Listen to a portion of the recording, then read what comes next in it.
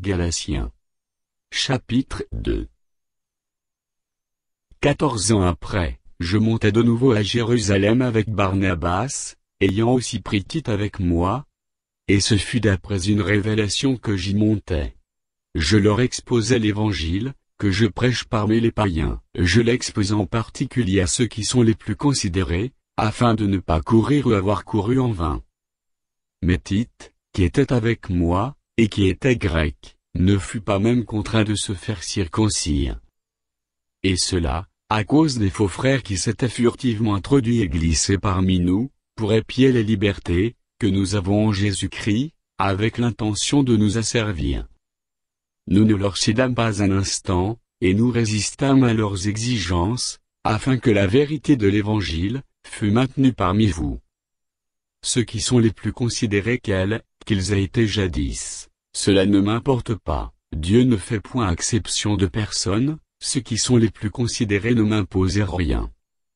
Au contraire, voyant que l'Évangile m'avait été confié, pour les incirconcis, comme à Pierre pour les circoncis, car celui qui a fait de Pierre l'apôtre des circoncis, a aussi fait de moi l'apôtre des païens.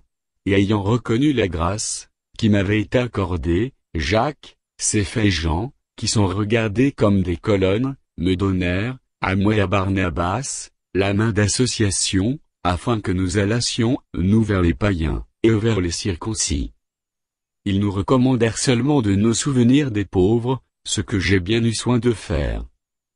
Mais lorsque Céph vint à Antioche, je lui résistai en face, par ce qui était répréhensible. En effet, avant l'arrivée de quelques personnes envoyées par Jacques, il mangeait avec les païens, et, quand elles furent venues, il s'esquiva et se tint à l'écart, par crainte des circoncis.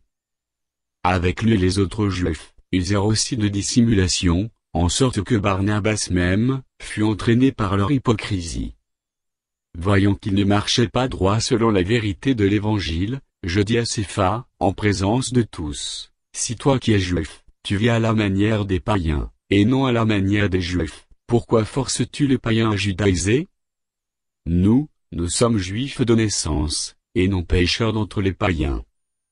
Néanmoins, sachant que ce n'est pas par les œuvres de la loi, que l'homme est justifié, mais par la foi en Jésus-Christ, nous aussi nous avons cru en Jésus-Christ, afin d'être justifiés par la foi en Christ, et non par les œuvres de la loi, parce que nul chair ne sera justifié par les œuvres de la loi.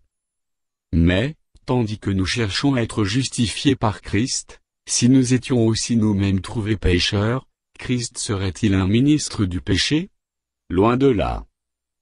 Car, si je rebâtis les choses que j'ai détruites, je me constitue moi-même un transgresseur, car c'est par la loi que je suis mort à la loi, afin de vivre pour Dieu. J'ai été crucifié avec Christ, et si je vis, ce n'est plus moi qui vis, c'est Christ qui vit en moi. Si je vis maintenant dans la chair, je vis dans la foi au Fils de Dieu, qui m'a aimé et qui s'est livré lui-même pour moi.